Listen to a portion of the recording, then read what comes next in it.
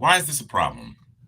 As an example, if you were an Arab in Riyadh, Saudi Arabia in 1996, you are incredibly unlikely to be a Hindu. Indeed, it's almost certain that you will grow up being a Muslim. Likewise, you are unlikely to have primal indigenous beliefs of the power of the Amazon River growing up in a Lutheran community in Bible Belt, USA. Parents, families, communities, and societies so often define who we become and what we believe. There are, and this is an indisputable fact, distinct geographical concentrations of religions around the world. Christians may be concentrated in Europe, South and North America, and other pockets of colonial history. Islam prevails in the Middle East, North Africa, parts of subcontinental India, and the islands of the Indian Ocean. Shintoists primarily exist in Japan and Hindus in India. These are other statistical generalizations and trends exist. If God were perfectly loving, then it would ensure that all people could participate in a relationship with God unless people had somehow deliberately excluded themselves through some kind of resistance. Some philosophers call the people who, under other circumstances, would have happily believed in the right God given the right context non resistant non believers. They don't believe in the right God, not because they are wholly against the idea of that God necessarily, but because they just weren't lucky enough to be in the right geographical and or historical context. The challenge for religionists is that most religions have it wrong. That is, religions are mutually exclusive. If I am a Muslim, I believe that the Muslim religion and revelation are correct, and I believe my religion is a more accurate representation of reality than that which a Jainist believes in India. And if access to heaven or hell or nirvana or whatever afterlife there is, or if access to God or if access to the fruits of belief in the correct God depends upon believing in the correct God, then there's a lot on the line. However, given the serious implications of belief, it seems rather bizarre that Omni-God would design, create, and arrange the world in such a way that most people don't rationally survey the smorgasbord of religious offerings and then, using logic and reason, assent to the correct one. Instead, they are overwhelmingly born into any given religion. The belonging to a particular religion depends on where and when they were born. And that might well be the component of their existence that informs the verdict of whether or not they access the good stuff or get condemned to the bad stuff, perhaps for eternity. It must be remembered that I'm generalizing here for simplicity and that the range of religions have a range of beliefs concerning afterlife and divine reward and punishment. But as Loftus continues, the main problem religious diversity presents us with is that not every religious faith can be true. In fact, given the number of mutually exclusive religious faiths in the world, it's highly likely that the one you inherited in your respective culture is false, given the odds alone. Robin McKim tells us that it is clear, therefore, that large numbers of people have held and now hold false beliefs in the area of religion. At most, one of them can be true. And since so many people hold false beliefs in the area of religion, it would seem, therefore, that all groups need to consider the possibility that their beliefs in the area may be mistaken.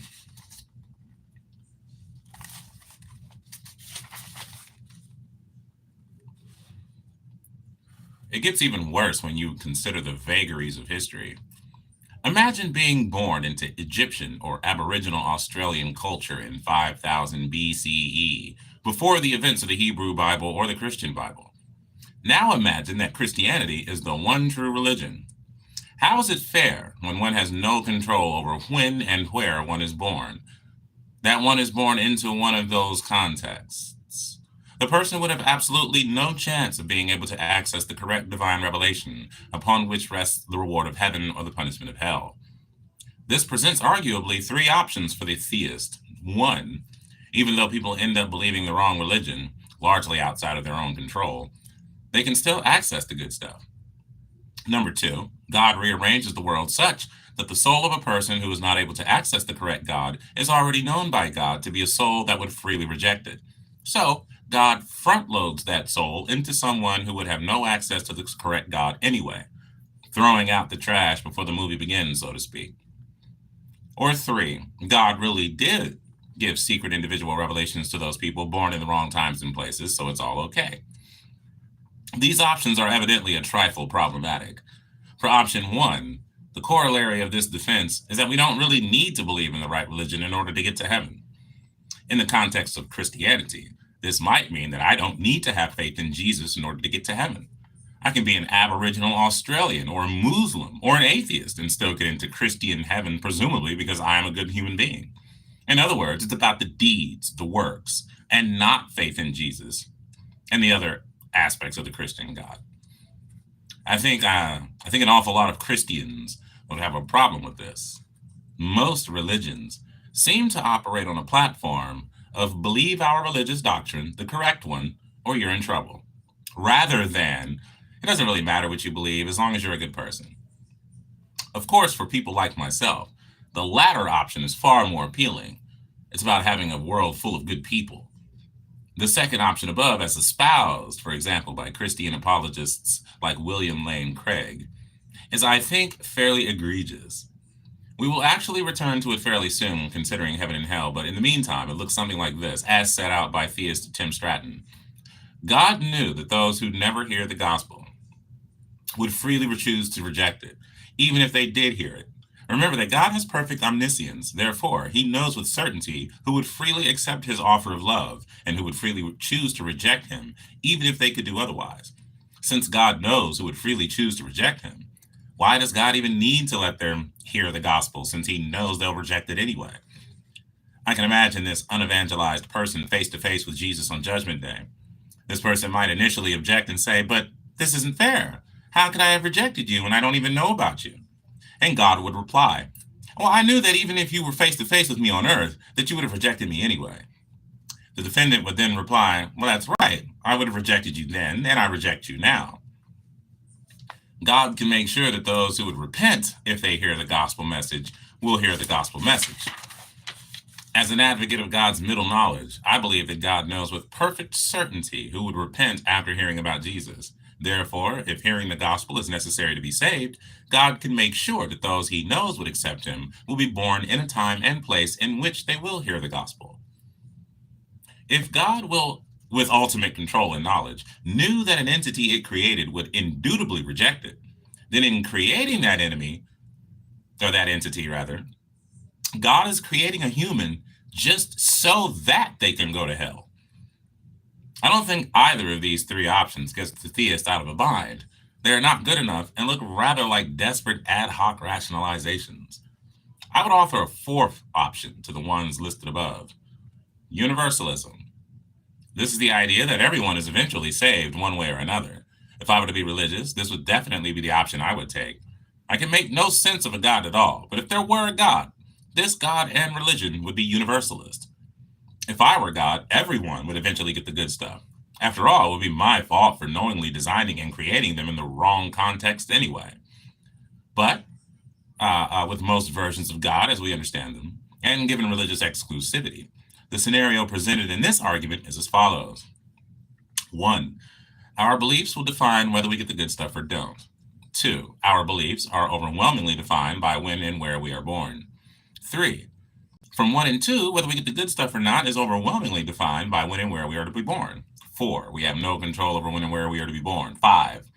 Most people are born into the wrong places where beliefs prevail that preclude them from getting the good stuff. 6. 3 through 5, most people, overwhelmingly, have no control over whether they get the good stuff or not. 7. A creator who knowingly designs and creates a world in which human beings are punished for something they have no control over is an unjust creator. 8.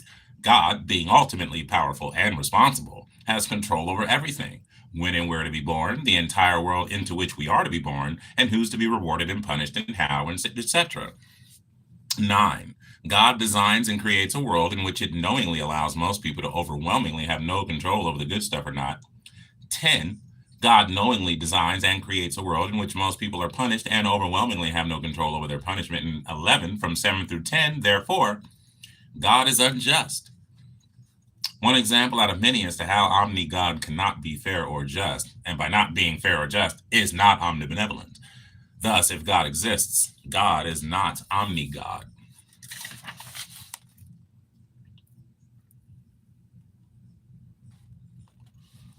We often hear that God wouldn't put a cross on the moon as overwhelming evidence for his existence because it's just too overwhelming and doesn't give people the choice to believe. But this is thoroughly problematic. This is another argument to show that God is not fair. And as you have seen, by not being fair, God does not exist as an omni-God. We don't need to imagine scenarios like putting a cross on the moon for proof of the existence of God. Instead, we can refer back to the Bible itself, or to any holy book that gives preferential access to God for one or other protagonist. For this argument, I'm going to refer back to doubting Thomas, one of Jesus' very own apostles and disciples. God saw fit to convince doubting Thomas, who, after all, knew Jesus and saw him do miracles. He was a disciple, not just any disciple, but one of Jesus' inner circle. And yet, even he didn't initially believe in the resurrection, attested to by his friends and eyewitnesses, until he had Jesus standing in front of him. And Jesus made him touch the wounds.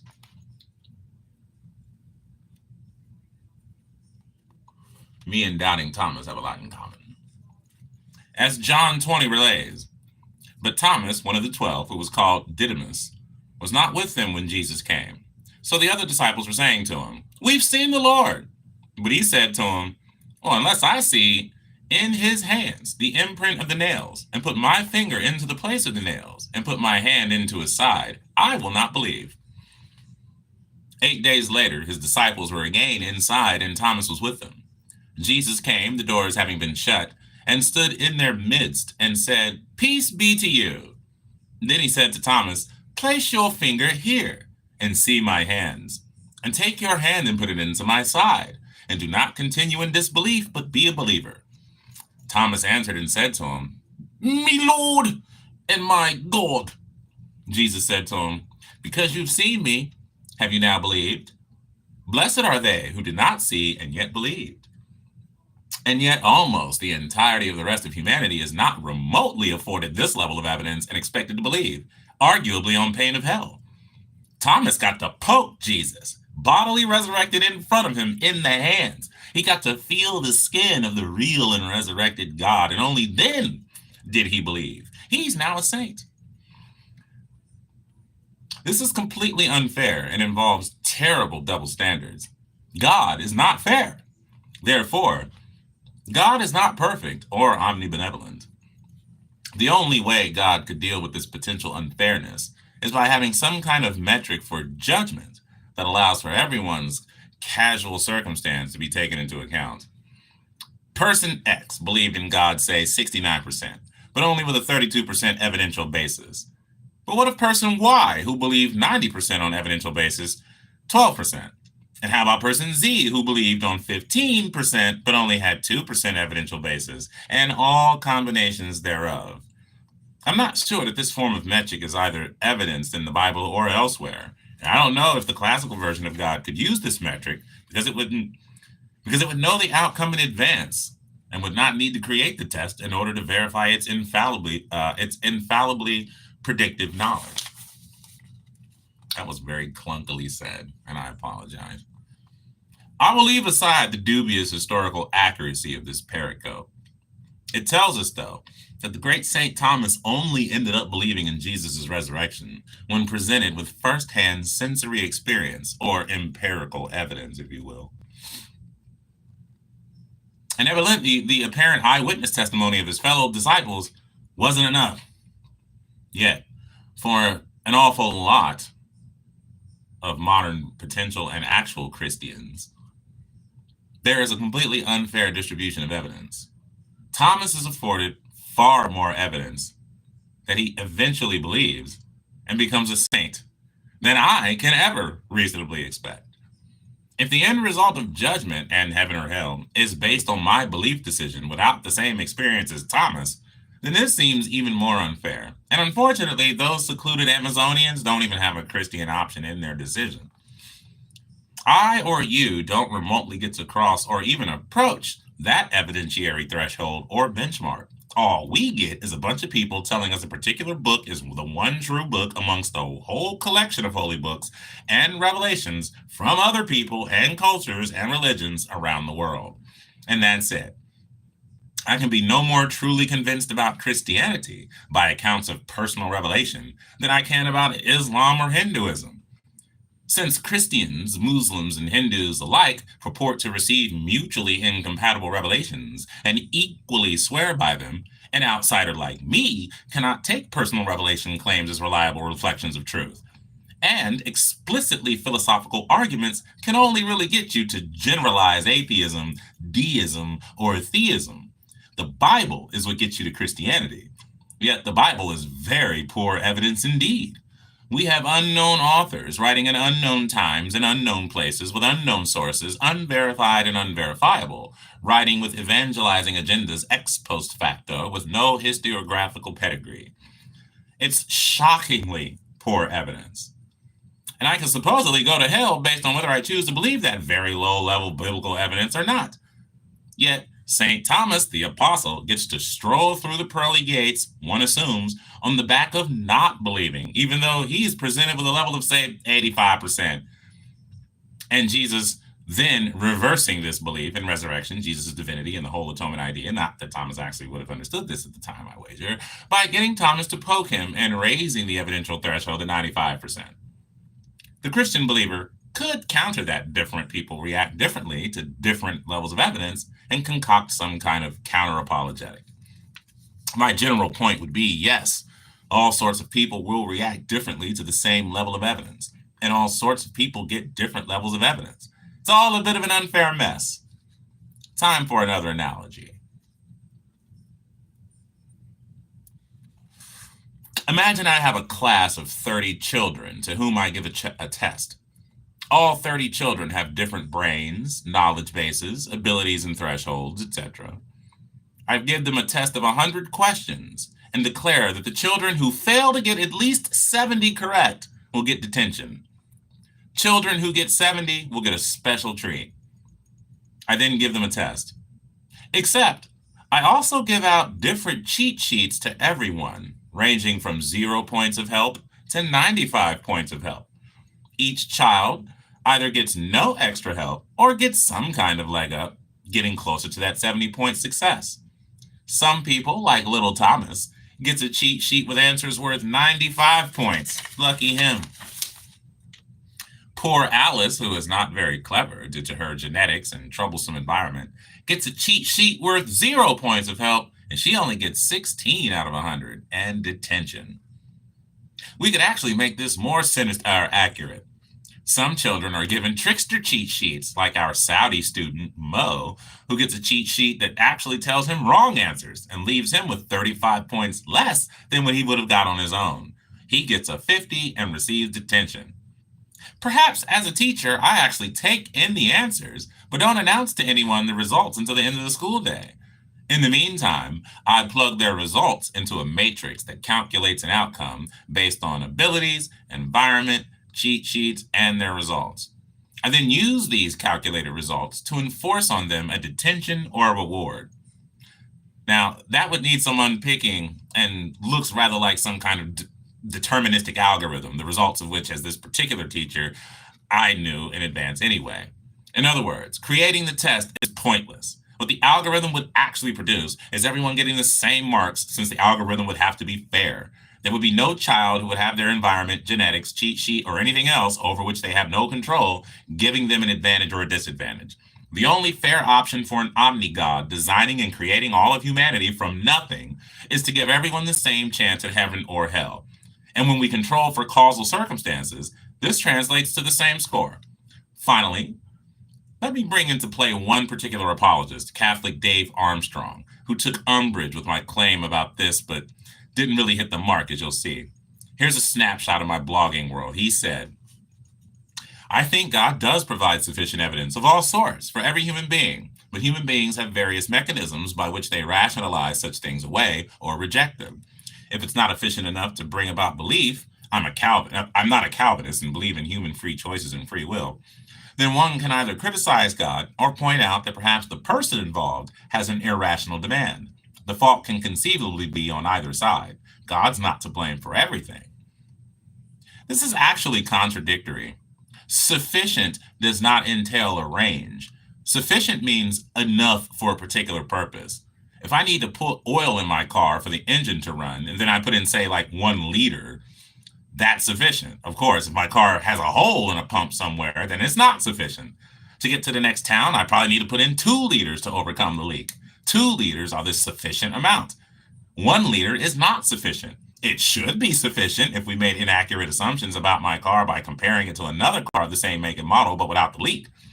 All other things remaining equal. But all other things are not equal. They almost never are. So a sufficient amount of oil will change from car to car, as well as the type of oil. Likewise, sufficient evidence and type of evidence for a belief will change from person to person, no matter what the belief you're talking about. What Armstrong is erroneously saying here is that 10 units of evidence that the moon landings never happened is sufficient evidence for Liddy to believe in the conspiracy theory. Therefore, 10 units of evidence is also sufficient evidence for Julie. But Julie is a scientist and a skeptic whose uncle worked on the NASA team. 10 units simply isn't sufficient for her. This is skeptical thinking 101. Armstrong's contradiction is obvious. I think God does provide sufficient evidence of all sorts for every human being, but human beings have various mechanisms by which they rationalize such things away or reject them. This should really be translated as, I think God does provide sufficient evidence for every human being, but all humans are different, meaning that the evidence isn't actually sufficient. So it really should be, I think God does provide evidence for every human being, but all humans are different, meaning that the evidence isn't actually sufficient, which he almost begrudgingly accepts and then says of the entity who knowingly created and designed everything in existence in the full knowledge it would do what it would do because it designed it that way. The fault can conceivably be on either side. God's not to blame for everything. I utterly contest that claim. God literally designed and created everything in the full knowledge of what would come about. God knew every eventuality and why it would be and brought it about anyway. Of course, God is ultimately to blame. Doubting Thomas is another example of how easy some have had getting through those pearly gates and how difficult it is for others and how unfair omni-God really is.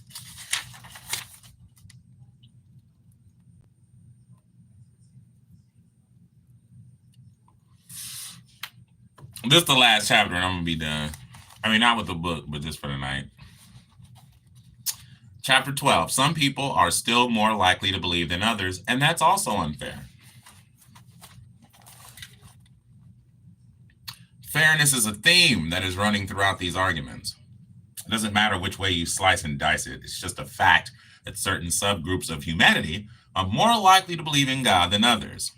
This can be something of a problem. This is the case with men compared to women and with certain autistic people compared to neurotypical people. There are other subgroups still, but I will concentrate on these two categories for the sake of brevity. To start with,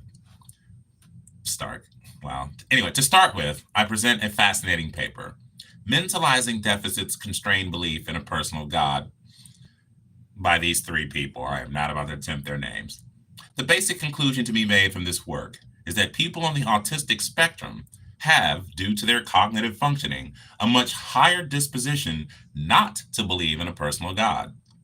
This is largely due, it appears, to a lack of empathy. Empathy, and more particularly, intersubjectivity, seems to underscore our belief in and beliefs about a personal God. This can be seen in believers needing to put themselves, quote unquote, in God's shoes, so to speak. The ability to put yourself in someone else's shoes is very important. In other words, in all your words and deeds as a believer, what would God think of you? This intersubjectivity of placing yourself out of your body and imagining you from another point of view is something that particular groups of autistic people struggle with. And this, it seems, is why they have less propensity to believe. Of course, they didn't choose to be this way, as the paper states. Religious believers intuitively conceptualize deities as intentional agents with mental states who anticipate and respond to human beliefs, desires, and concerns. It follows that mentalizing deficits associated with the autistic spectrum and also commonly found in men more than in women may undermine this intuitive support and reduce belief in a personal God. Interestingly, the paper concludes that there are even more variables at play that can affect belief. Finally, the prevalence and content of supernatural agent beliefs, although constrained by core social cognitive capacities, respond to and fluctuate with socio-demographic conditions across time and cultures. Within this broader theoretical landscape, these studies present new evidence for a social cognitive mechanism underlying one source of individual differences in religious belief. There's a similar pattern with men as opposed to women being less prone to believing in a personal deity. This fits with other research that shows that women are more empathetic and that women are more likely to attend church. Here's an interesting extract from an article discussing this idea as well as concerning people with autism. Men, on average, score worse on the ability to sense emotion, but better on prime numbers, a talent that demands no insight into anyone else's feelings, than do women. And university professors do worse again, while scientists come at the bottom of the list. People with autism score even lower. Those severely affected live almost detached from the world around them. They lack empathy, concentrate on themselves, and may be obsessed with a particular talent, combined with loss of other mental abilities. Children with a milder version of the condition Asperger's syndrome are often clumsy, shy, and tongue-tied. Others do much better, for they have high-functioning autism.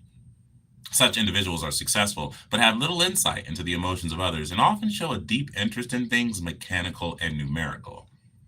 The personality type is much more frequent among males than females, and, at least in its most severe forms, has a strong genetic component.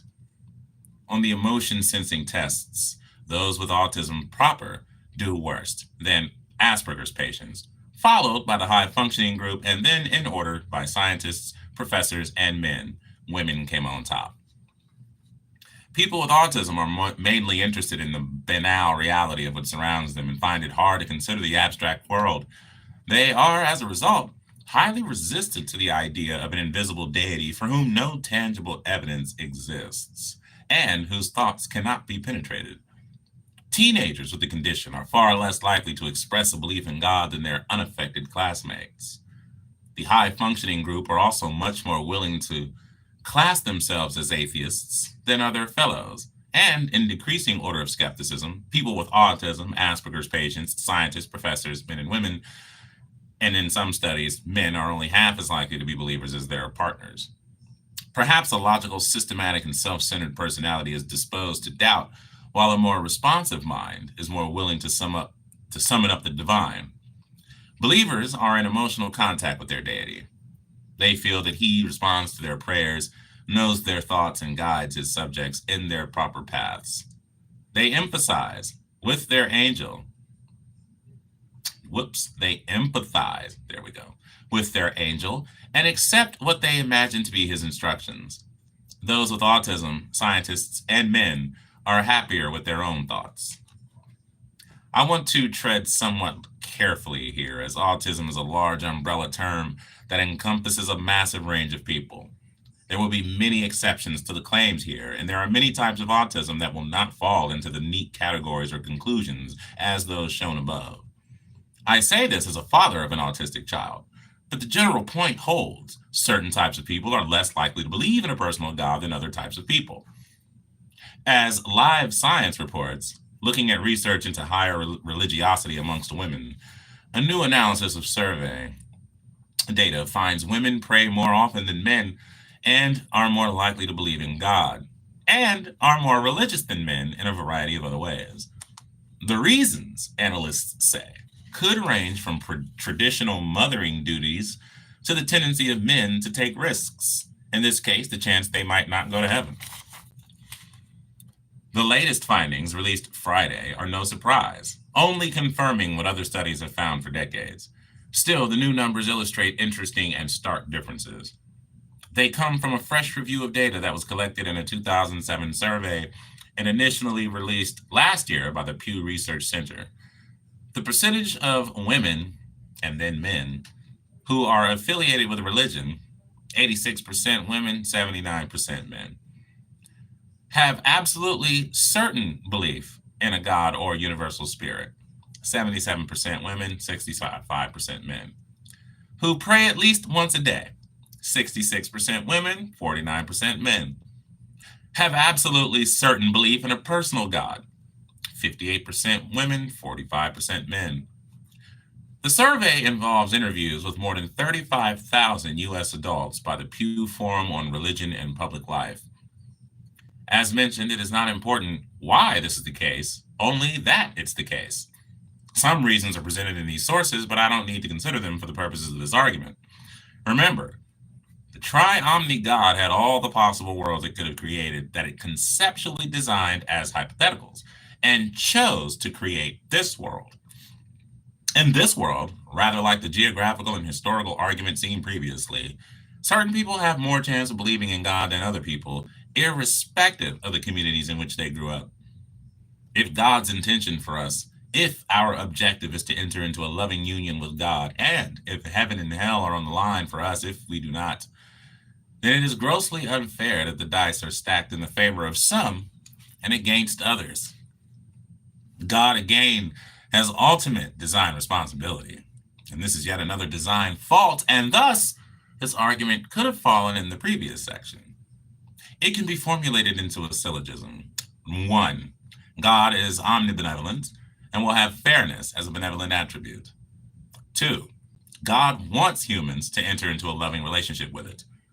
3. God has designed people, or the system that designs people, to not have equal fairness and opportunity to access a loving relationship with him. 4. God also has the power to level the playing field ex post facto, but appears not to do so. 5. God is not fair and thus not omnibenevolent. So, God is not omnibenevolent, or God does not exist.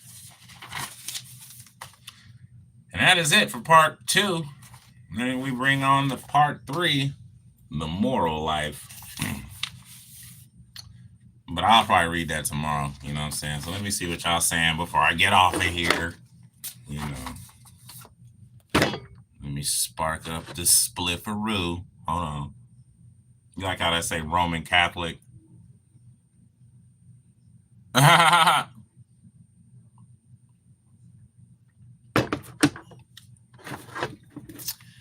read many books, and I do recommend it.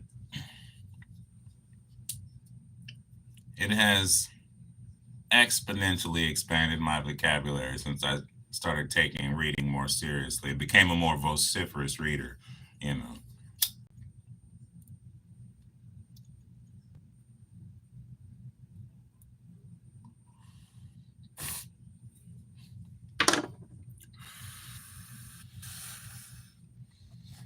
Chill, little guy.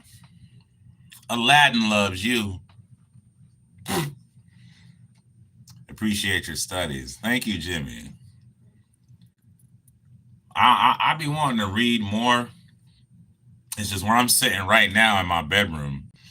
It's like this spot seems to be like the best acoustic wise until I at least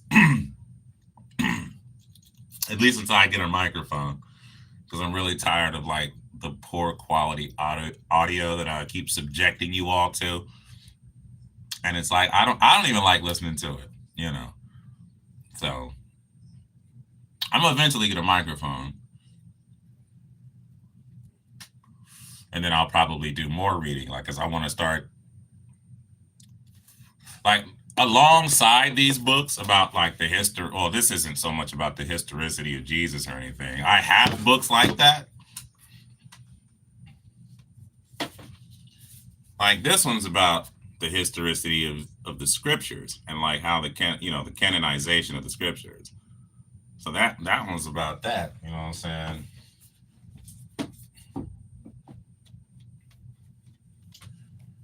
This one's sort of another one that explains the problem of suffering from at least the point of view of Jesus, Paul, and then subsequently every Christian in later generations, and how their concept of punishment and pain and suffering differs from what Jesus and Paul thought. But whatever. Christians make up their own shit. They do what the fuck they want to do. They don't give a fuck about Jesus. So that's what that one's about. And I got this one, same author. All 3 books you just saw by the same author. And this is about like the afterlife, you know what I'm saying? And like basically how the concepts of heaven and hell even came up and more shit like that, how they came into the Bible and all that shit.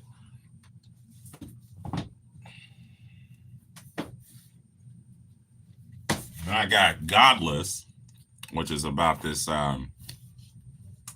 Dan Barker. He founded, I'm pretty sure he's the founder of the Freedom from Religion Foundation. He used to be a pastor, an evangelical pastor, and then he became an atheist. And this is pretty much how that happened, you know. But I got a lot, man. I got so many books on like, bruh, like, hold on.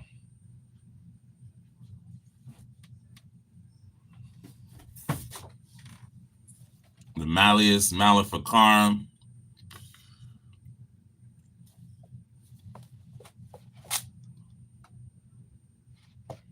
This basically tell you about like the rules for burning witches back in the day. It also gives you like a detailed description of the abilities and limitations of divine beings or hell beings, basically. Like it tells you like how demons work. Um, well, basically that's it. Like how demons work, like who and who they can't enter and for what reasons, and then like how they accomplish their earth. Like it's a bunch of shit. Like it go into all that shit about like basically what demons can and can't do, what angels can and can't do, how all that operates, you know, how the devil works, like all that shit. Like it's fucking wild, but nonetheless, this was sort of like what they considered the witches' Bible or whatever the fuck. Like back in the day, this is sort of like the book they used in order to make sense of like how are we going to regulate this burning of the witches shit. You know what I mean? And who counts as a witch? Like, you know, so it was like all that. So that was interesting. Just basically a book on one of the negative aspects of religion and Christianity in particular. Hold on. Then I got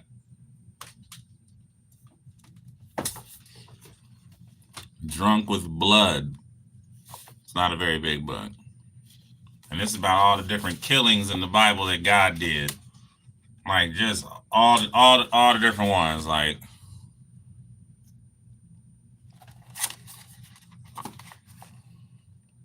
it's a shit ton of them in here. But this, yeah, so this Drunk with Blood, God's Killings in the Bible by Steve Wells, if you're interested.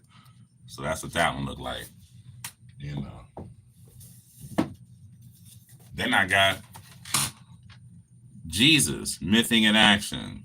This is another biblical historian. And this is basically talking about basically like shit that either Jesus said or shit he didn't say that people say he said, and just a bunch of other shit. This is another one I have to read again. I only read it once. You know.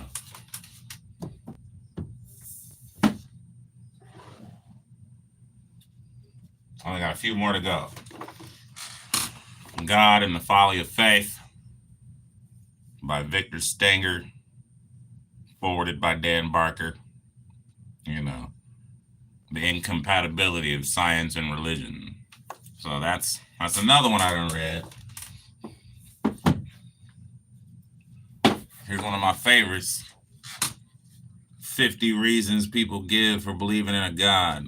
This book is top 3. Like, of all the books I own, this one and this one, the one I was reading to y'all, 30 Arguments Against the Existence of a God.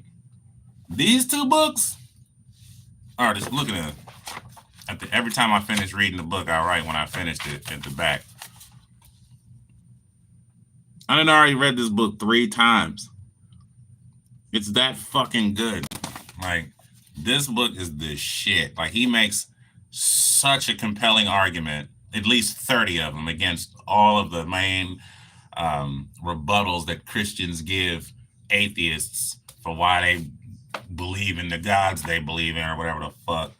And like the moral argument and where do we come from and consciousness and free will and like all that nonsense. He makes very good educated arguments against all that shit. It's probably why I read it 3 times. Like, and this, I'm working on the fourth.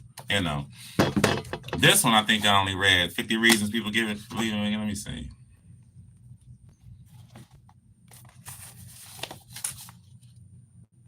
And I already read this one 3 times. You know what I'm saying? I mean, it's not that big a book. Let me see.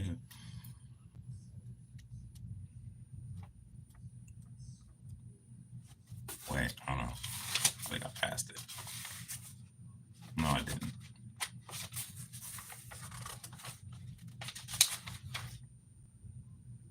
Okay, so it's 354 pages. Nothing serious. You know what I'm saying? 354 pages. I read this shit 3 motherfucking times. I done read this one 3 motherfucking times. I got all the arguments. That's why I'm like, you Christians ain't ready. You motherfuckers be like, debate me. You ain't fucking ready, son. You ain't ready. You ain't read your Bible. You ain't read no research material. You ain't did shit. Like, so you ain't ready to debate me. Because I will destroy you. Because all you got is Bible shit. The Bible this. And then you'll probably bring up a bunch of already thoroughly debunked nonsense, like some dumbass fucking boat at the top of Mount Ararat in Turkey or whatever the fuck. Like, nope, already been debunked. You know what I'm saying? Or, oh well, no, sorry. Like, you don't have any arguments. Yeah, that's this book. Oh my god, I love this book. 50 Reasons People Get Forgiven by Guy P. Harrison. If you don't get no other books, these two, I highly recommend. These two. And this one's only fucking this one's even smaller. Like, this one's not even 200 pages. Not even 200 pages. 187 pages. That ain't shit. 187 pages, almost 400 pages. Definitely recommend. So if you just want something quick, this one. And the chapters are small. You know what I'm saying? They like 3-4 pages max. You know what I mean? Let me see. 1, 2, 3, 4. And we're already on the next chapter. So they're small chapters. It's easily digestible. So 30 Arguments Against the Existence of God by Jonathan M.S. Pierce. Forwarded by Dan Barker. Dan Barker forwarded on like a lot of these books I got.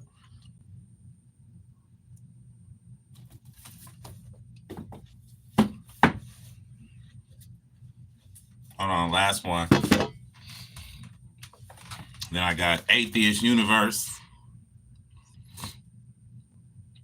The Thinking Person's Answers to Christian Fundamentalism. This is another one I'm going to have to read again. I think I only read this one once. Nope, take that back. I read it twice. Well, I guess I'm going to have to give it a third read.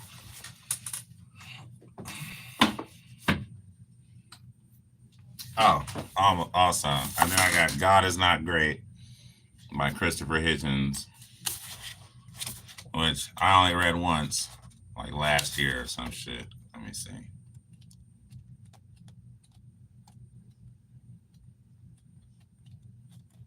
Yeah, I finished this on June 18th, 2023. It's almost been a whole year since I last read this.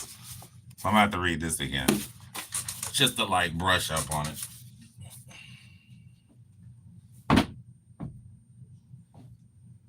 Then I got other shit, but it's not religious. But like religion is like the number one subject that's most represented in my book collection. You know what I'm saying? Because I got like socio-political books, history books, science books, but the overwhelming majority is religious books, and specifically Christianity. So that's where the focus of my research has been, on Christianity, the historicity of Jesus, the historicity of the Bible, and just all that shit. Like, that's why I'm constantly reading the Bible damn near every day. You know what I'm saying? Constantly doing more and more research. You know what I'm saying? I got like 3 full Bibles. I got the NIV, the King James Version. The NIV, the King James Version. I think I got the new revised, or the Revised Standard Version. But shit, yeah. So like the American or the English Standard Version, like that one. Like, so I'm constantly referencing the Bible with what I'm finding with, you know, these biblical historians, and like You know what I'm saying? Or if they say they bring up a point that I could go research online easily and just see if that corroborates their claim, you know. So like, yeah, I'm always doing that because I just want to fucking know. I don't want to like guess, you know, because I don't have any skin in the game. I don't give a shit if it's real or not, you know. Like if I find out there's a God and it's the Jesus or whatever, I guess I won't be an atheist anymore. You know what I mean? Doesn't mean I gotta worship his motherfucking ass. I ain't with worship, but at least I won't be an atheist. I'm like, no, we got evidence he's there and shit. But right now, there's no motherfucking evidence at all. Zip, zilch, zero. You got nothing that there's any sort of supernatural God doing any fucking thing or having ever done anything. Like, so it's just ridiculous to believe in that nonsense. Like, come on, people. This is the 21st motherfucking century. You know what I'm saying? Like, we don't know everything, but we know a lot. Y'all like the motherfuckers that still think God had something to do with it. Is like motherfuckers that thought like there was some God walking around with the sun. It's like, bruh, really? And it's like, and then you want to still believe that that's what's happening, even though we got plenty of evidence to prove that that's not the case. But you're still like, no, my God is moving the sun. It's like, well, all right then. The rest of us in reality are going to operate based off of the evidence. You know, you're free to live in delusional la la land, you know, but the rest of us are going to act in concordance with reality. You know what I'm saying? So that's all I'm saying. Like I said, I don't give a fuck. It could be a God, but I'm not going to change. I'm not going to do anything different except acknowledge that God exists. But so far, I ain't got me no motherfucking evidence, none. So no reason to believe it. And even if you could make an argument for some God, the closest, like I've said before, the closest you'll get me is deism. And that's just the notion that there was a God who kind of got everything started and then fucked off, who doesn't answer prayers, who doesn't have a book, you know, that tells you to own slaves. Like none of that shit. He just got the ball rolling and pissed off. That's the closest you'll get me to believe. I might believe that God. I mean, you still can't prove it. It's still an unfalsifiable claim, as is the Jesus claim. So there's no more. There's no more evidence to support that claim than the Jesus claim. It's just a more, if I wanted to even go there, it's just a more plausible assertion than any specific religion's God. You know what I mean? Like it would have to just be this overall God who doesn't give a shit, you know. Like if I buy a bunch of different Lego sets, I got the Star Wars set, I got the Batman set, you know what I'm saying? I got I don't know, some other franchise set. I got all the sets, you know what I'm saying? And then I put all the sets, and then somehow I make these sets come to life. And so they're sentient beings and they're just doing shit. But that one wants to think that God is this, and this one wants to think it's like, and I'm just the guy that just got y'all started. Like, what the fuck? I ain't writing no book. Like, no, y'all did that. Like, y'all was writing books for y'all's time. Like, I'm pretty sure if we had wrote the Bible today, it'd say some shit like, we can put as much money in politics as we want, which they pretty much did. Poor people don't get to make any decisions in the society in which the rich exist, which is pretty much what we have today. You know what I'm saying? Like, they'll put in some other shit just because that's what's going on today. You know what I'm saying? Black people aren't to be trusted. In fact, imprison them more than anyone else in society. In fact, occupy their neighborhoods. Fuck them. You know what I mean? Like, yeah, just write it into the law. So just be like, hey, this is what God must have wanted. You know, it's like, no, it ain't. That's what you want, motherfucker. You're the motherfucker in charge. So you get to write what's in the book and then make it seem like, oh, I don't make the rules. They're from God. I just, hey, you know, it's like, get the fuck out of here. Like, that's exactly how it went down. And that's like, come on, there's no motherfucking God. It's just like when parents are like, you don't want to like do all the work that is required to be a decent and attentive parent.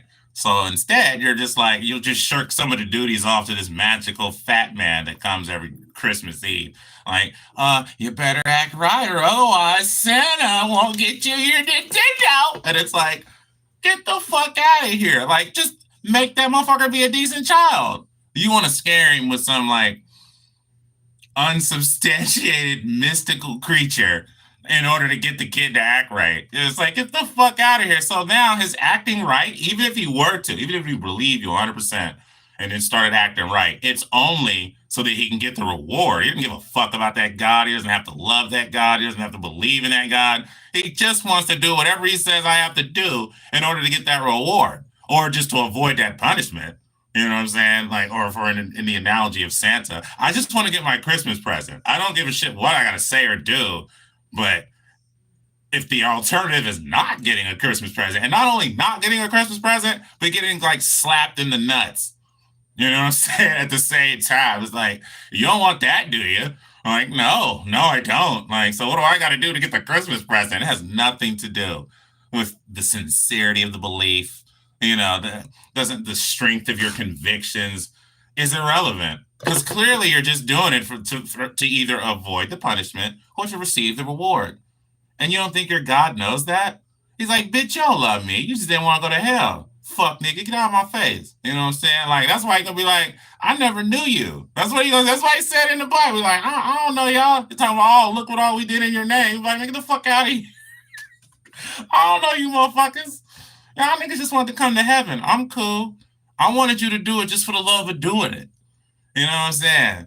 I don't want you to just come here to work just to get the paycheck. I want you to come here and love being enslaved.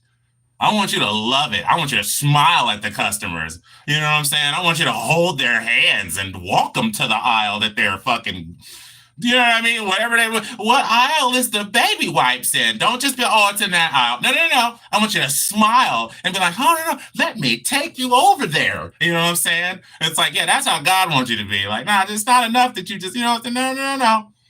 No. Do it with a smile on your face. And you know he was like that because that's what he told the slaves. That's what he told the motherfucking slaves. He's like, look, slaves, I don't give a fuck. He was like, be nice. Be nice to your slave owners, even the cruel ones. I'm like, damn, what? It's like, yeah, and serve them with pride, like, and not fake pride. Like, do it like you would do it for me. You know what I mean? Like, really show them love. Like, really put a smile on your face as they're cracking that whip across your back. It's like, the God of the Bible is a fucking monster, dude. That's a monster. I'm like, I'm glad he doesn't exist. You know what I mean? I'm glad it's all just nonsensical nothingness. You know what I mean? Like, but man, because if he really did exist, he'd be like, wow, that motherfucker is unhinged, and I'm cool. Like, you just have to kill me. Like, well, fuck it then. Destroy me. Fuck it. I mean, I was going to die anyway. It's not like I was going to live forever. Like, so fuck it. If you're like, oh, you motherfucker. I'm like, well, you the motherfucker that said slavery was cool, bitch. You the one was like, women don't matter. You were the one that like, nah, dog. If she get raped, first of all, if she don't yell loud enough, it's her fault. You know what I'm saying? Like, damn, dog. Like, oh, and secondly, whoever raped her, all you got to do is pay her at $50 and then marry that bitch. You know what I'm saying? I'm like, so it's like, really? That's how you feel about women? It's like, they can't teach in the church. Tell them to shut up. Like, if they got any questions, they know what to do. Ask their husband. But don't come in here thinking you about to just like run shit. Bitch, shut up. And put some shit on your head too, because you're disrespecting the Lord. Put some shit on your head. Cover that head up. You know, get it together. Baby, show the Lord some respect, bitch. You know, it's like, that's I'm stupid, but I meant every word. I meant it though.